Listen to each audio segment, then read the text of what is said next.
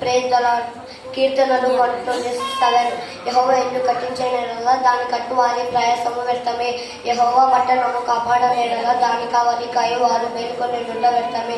మీరు వేకువనే లేచి చాలా రాత్రైన తర్వాత పండుకొనిచు కష్టాతీతమైన ఆహారం తినిచుండుట వ్యర్థమే.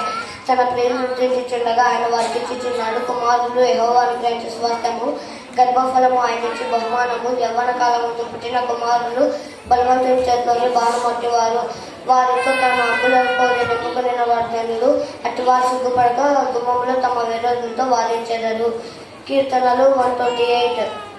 యెహోవా యందు భక్తులు కలిగి ఆయన త్రోవలందు నడుచు వారందరూ ధన్యులు. నిశ్చయముగా నీవు నీ చేతుల కష్టాతీతం అనుభవించదవు. నీవు ధన్యుడవు, నీకు మేలు కలుగును. నీ లోవిట నీ భార్య ఫలించు ద్రాక్ష ఒలివ వలెనందురు. నీ భోజనపు బల్ల చుట్టూ నీ పిల్లలు ఒలివ మొక్క వలెనందురు.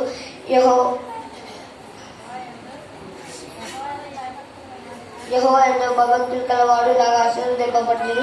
షియోనులో నుండి యెహోవా నిన్ను ఆశీర్వదించును. నీ జీవిత కాలమంతయు యెరూషలేముకు క్షేమం కలుగుట చూచెదవు. నీ పిల్లల పిల్లలను చూచెదవు. ఇశ్రాయేలు మీద సమాధానం ఉండును గాక.